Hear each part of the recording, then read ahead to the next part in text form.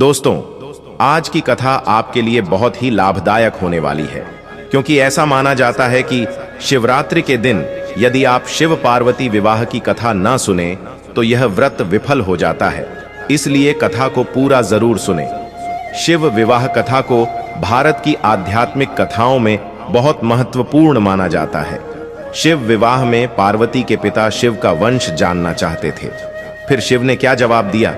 कथा में बताया गया है कि शिव मौन बैठे रहे। पार्वती के पिता ने सोचा कि ये अपने कुल वंश के बारे में भी नहीं जानते। दोस्तों, वीडियो में आगे बढ़ने से पहले यदि आप भी महादेव की सच्चे भक्त हैं तो कमेंट में हर हर महादेव लिखकर वीडियो को लाइक और चैनल को सब्सक्राइब कर दें। दोस्तों, भगवान शिव और पार्वती की शादी बड़े ही भव्य तरीके से आयोजित हुई। पार्वती की तरफ से कई सारे उच्च कुलों के राजा महाराजा और शाही रिश्तेदार इस शादी में शामिल हुए, लेकिन शिव की ओर से कोई रिश्तेदार नहीं था, क्योंकि वे किसी भी परिवार से ताल्लुक नहीं रखते। जब शिव और पार्वती का विवाह होने वाला था तो एक बड़ी सुंदर घटना हुई। उनकी शादी बहुत ही भव्य पैमाने पर हो रही थी। इससे पहले ऐसी शादी कभी नहीं हुई थी। शिव, जो दुनिया के सबसे तेजस्वी प्राणी थे, एक दूसरे प्राणी को अपने जीवन का हिस्सा बनाने वाले थे।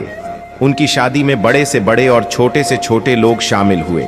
सभी देवता तो वहां मौजूद थे ही, साथ ही असुर भी वहां पहुंचे। आम तौर पर जहां देवता जाते थे वहां असुर जाने से मना कर देते थे, और जहां असुर जाते थे वहां देवता नहीं जाते थे। दोस्तों, उनकी आपस में बिल्कुल नहीं बनती थी। मगर यह तो शिव का विवाह था, इसलिए उन्होंने अपने सारे झगड़े भुलाकर एक बार एक साथ आने का मन बनाया।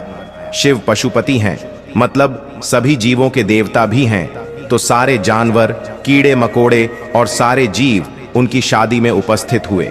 यहाँ तक कि भूत पिशाच और विक्षिप्त लोग भी उनके विवाह में मेहमान बनकर पहुंचे।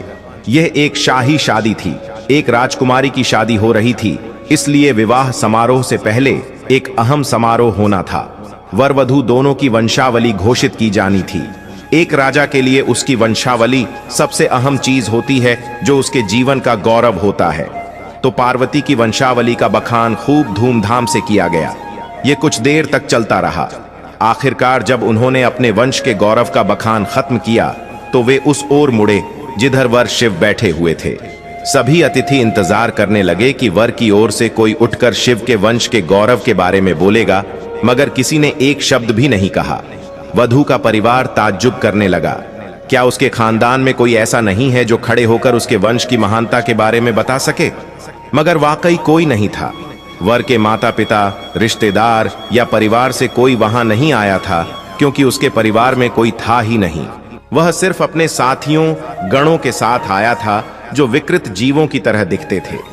वे इंसानी भाषा तक नहीं बोल पाते थे और अजीब सी बेसुरी आवाजें निकालते थे।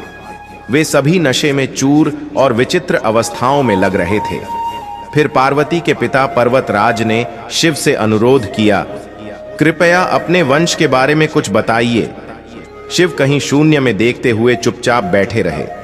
वह न तो दुल्हन की ओर देख रहे थे, न ही शादी को लेकर उनमें कोई उत्साह नजर आ रहा था। वह बस अपने गणों से घिरे हुए बैठे रहे और शून्य में घूरते रहे।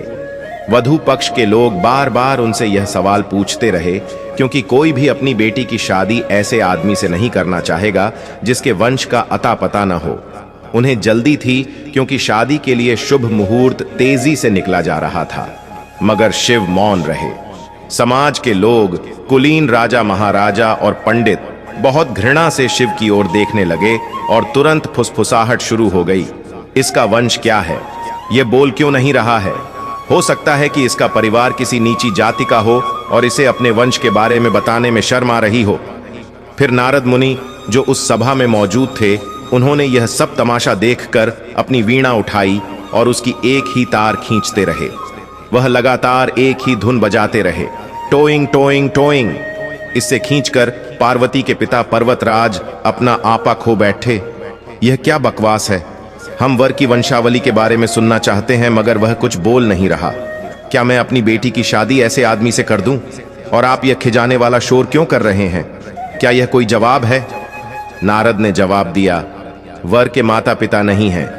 राजा ने पूछा, क्या आप यह कहना चाहते हैं कि वह अपने माता पिता के बारे में नहीं जानता? नहीं, इनके माता पिता ही नहीं हैं, इनकी कोई विरासत नहीं है, इनका कोई गोत्र नहीं है, इसके पास कुछ नहीं है, इनके पास अपने खुद के अलावा कुछ नहीं है। पूरी सभा चकरा गई। पर्वतराज ने कहा, हम ऐसे लोगों को जानते हैं जो अपने पिता या माता के बारे में नहीं जानते।